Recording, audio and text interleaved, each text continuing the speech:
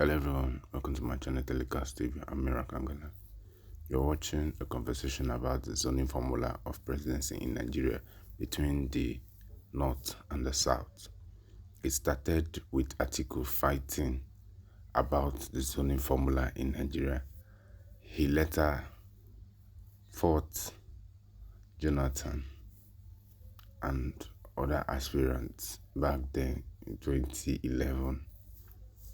Currently now, he's against the zoning formula which he earlier fought for in the beginning, which made him to have serious dispute with Governor Wike then in PDP during the 2023 PDP primaries. Currently now, he's against the zoning formula. Drop your comments, drop your opinion about this issue. Please watch this video to the end and endeavor to subscribe. Don't miss trending videos. Where we talk about the statement by Atiku Abubakar. Yes, what did he say? He talked about the fact that it's a disservice to zone, to choose the option of zoning. It's intellectually not sensible if you look at it that way. That what Nigeria needs at this point in its political life is competence, rather than sacrificing that on the altar of regional zoning. What he says, does it make sense? Absolutely. We've made the argument a number of times that can our politics mature to the point where we're not looking at where your local government is or which zone or region you belong to determine whether or not it's your turn to be leader or president. But while he makes sense, the truth is that a lot of times politicians use or make this statement for their benefit. Zoning and regional politics is often used as tools by politicians when it suits them. When it's convenient, zone. When it's not convenient, don't zone. Let us make it about competence and all that. Personally, I hope that Nigeria would mature to that point, because zoning, regional politics has not helped us. Religious politics has not advanced the country to a very large extent. What we do need are truly competent leaders, and where people can see, leaders beyond the ethnic lenses. But we are not yet mature in that regard. And so, whilst he says that, it makes sense in the long term, but in the short term, in the next 2027 elections, region is going to play a big part. And he shouldn't forget that this was actually one of the triggers of what's brought the PDP to its knees today, where we had the G7 or the G5 and what they did to almost decimate the PDP to its current state now. Now, to the Obi and Kwakwanso ticket, Kwakwanso in the interview last night with Charles Anyagolu said that he was willing to work as vice to a Peter Obi candidate. That puts to bed the conversation around whether or not Kwakwanso would agree to be deputy to a Peter Obi, for instance. The other thing that has not been talked about is that that's working in their favor is that it's a Christian-Muslim ticket. Talking about regional, ethnic politics, religious politics, some of these things matter. And would it pressure, for instance, a Tinubu candidature to consider their options based on the fact that this is an alternative that the NDC is presenting if Peter Obi gets the presidential ticket of the NDC? I'll yield the floor right now. Before your take on these stories. Very good point. I'm going to talk about that. And I'm going to say some hard truths. Please, I want your challenge. I know a lot of people will challenge the things I'll say, because I'm going to be very brutal this morning. Alhaji Atiku Abubakar should stop being hypocritical. I beg, in the name of God. The first time we ever tried a candidate that tried to bring competency to the ballot was the 1979 elections, when Awolowo and Umedi ran. There were two Southerners and there were Christian tickets. They rebuffed the ticket. Till today, if there are two Southerners and Christian, they will rebuff the ticket. Awolowo was from the Southwest, Umedi was from the Southeast. They said, oh, he doesn't have national spread. So when I see people talking competence today, was Awolowo and Umedi not competent enough? Why did they rebuff the ticket then? They were talking national spread. Why I say Alhaji Atiku Abubakar should stop being hypocritical. Alhaji Atiku Abubakar, with a lot of respect to him, and I love him so much, says things only when they favor him. Is this not Atiku Abubakar that went to court against Jonathan in 2011 to ensure the PDP zoning formula? And his associates, MPLF, they went to court. His associates went to court. There were many court cases ensuring that they must insist. In fact, I think in one of the rulings, the court said, they can't assume jurisdiction and give a decision, but they acknowledged the fact that PDP had the zoning arrangements. So then, when he was going to court, when he was pushing then against Jonathan, zoning was not self-defeating, Abi. When he left Olusegun Obasanjo in 2007, that Jagaban zoned, what is it called, to the north for him, and he ran in that election, correct him if I'm wrong, against Umaru Musa Aradua. Zoning was not a bad deal then. When they finally got their way in 2015 with the APC, and they said, because Jonathan reneged on the term, they were going to punish him. And they zoned the ticket to the APC in 2015. Zoning was good then. When he came back in 2019 to the PDP, and after they had cried, PDP has suffered from all he did in the last election, and they zoned the ticket to PDP then in 2019, zoning was good then. But when his own ambition holds sway, and people were saying, after zoning in 2019, they should zone back to the South 2023. He said, no, zoning is not good then, and he scattered the zoning agreement. I ask, please prove me wrong. Fact check me. I don't talk without facts.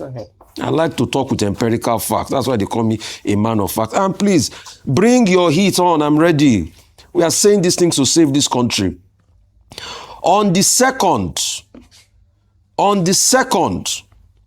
of December 2010, zoning, we have been vindicated, Atiku. Former Vice President Atiku Abubakar has described last Tuesday's judgment a great victory for honesty and integrity and rebuke against arbitrariness. He reiterated that President Jonathan's decision to contest 2011 would send wrong signal to group and organization that painstakingly developed the constitution and ground rules to set operational guidelines. This was when they were fighting in favor of zoning. The power should have come to the north for them to finish the term. So in other instances, when President Tinubu now gave him the right to run his own part that time, there was no big deal about it then, right? Why are we talking like this? Why are we always talking like this? Despite fighting Jonathan, he still went ahead and vied in the primaries against Jonathan before he was beaten and Jonathan emerged in 2011. Zoning was good when Atiku is fighting, when Atiku is on the ballot, when he wants to get it. Zoning is when zoning doesn't favor him, zoning is bad. Yeah. When zoning favors him, zoning is good. When it doesn't favor him, zoning is bad. The next argument that they keep making, they say from 2019 to this time, power has gone more to the north. Yes, I accept the argument. Let me give you a counter argument. From 1960 to this time, fact check me, the north has ruled between 45 to 47 years. The south have ruled barely about 80 to 20 years. So should we ask that we want those 20 years back? That's the second argument. Please, people should stop saying this. You have your own ambition. And please, with due respect, since this Obi man has left, he has not abused, he has not attacked you. You people should let everything be. Go to the field and prove to Nigerians what you can do. All this attack and this talk about zoning. That's why I just have to put pay to it. This is the only thing I'm going to say here today. Let it be on record.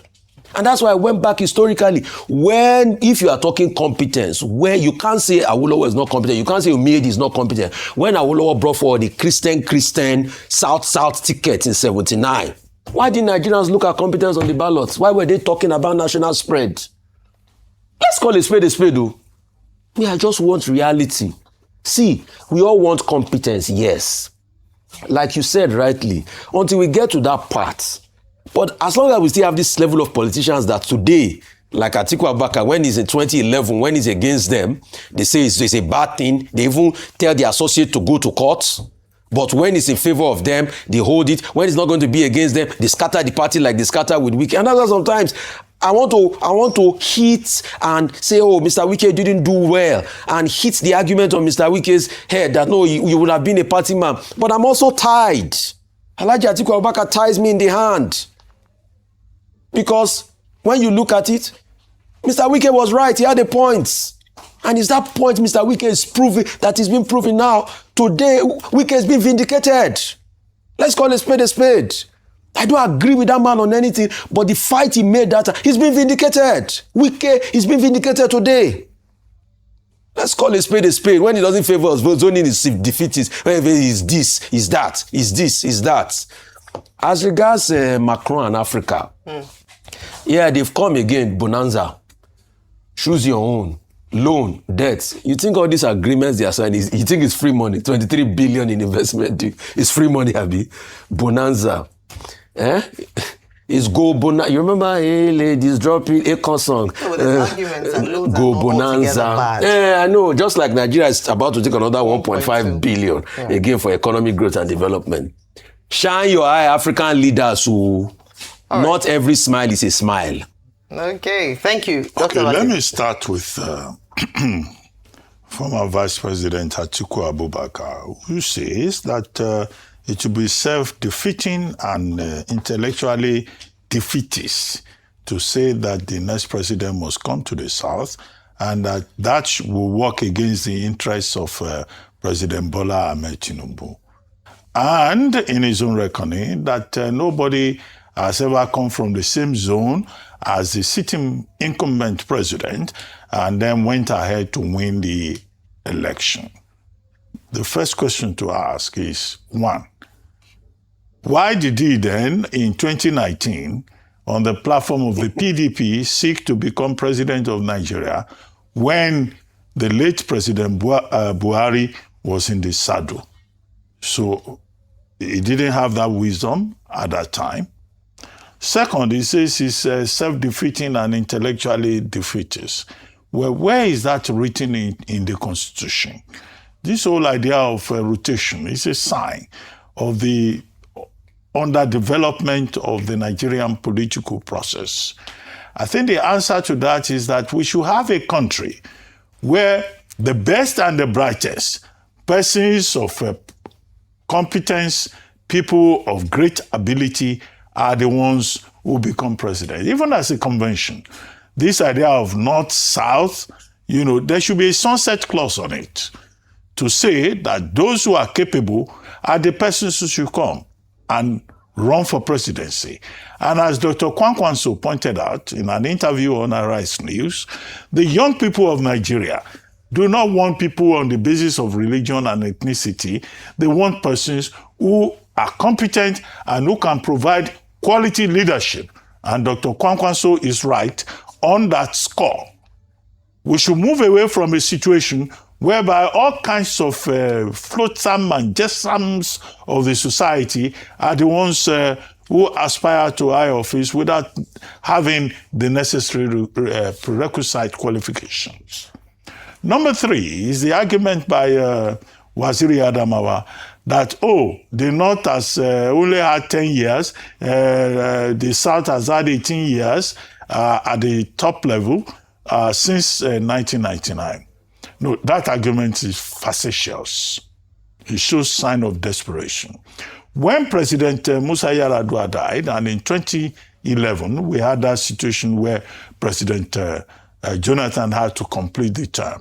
Now, that completion of the term of President Yar'Adua that was talked about was in the Constitution. The Constitution says when the principal, falls, because it's a joint ticket, the next person follows. Now, and it was an unusual situation. It was an accident of history. And I think it is disingenuous to act on that and say, I'm playing North-South politics. It could have happened to a Southerner too. If a Southern president were to die in office at any time, we will still say that the Constitution must be followed. So for a man who wants a position where he will swear an oath of office to say, I'm going to defend the Constitution of the Federal Republic, to now turn the same Constitution on its head for selfish reasons is something, in my view, that I think is condemnable. It was not President Jonathan that imposed himself on the people of Nigeria when President Yar'Adua died. The argument of civil society, which was well canvassed, was that the rule of law must be respected. So all of that argument is completely irrelevant. And whoever wrote that statement for Waziri Adamawa Atiku Abubakar has done him a disservice. Because the strategy that he's talking about, the arithmetic that he's talking about is an arithmetic that points only in one direction, in the direction of Atiku Abubakar. And that must be called out for precisely what it is.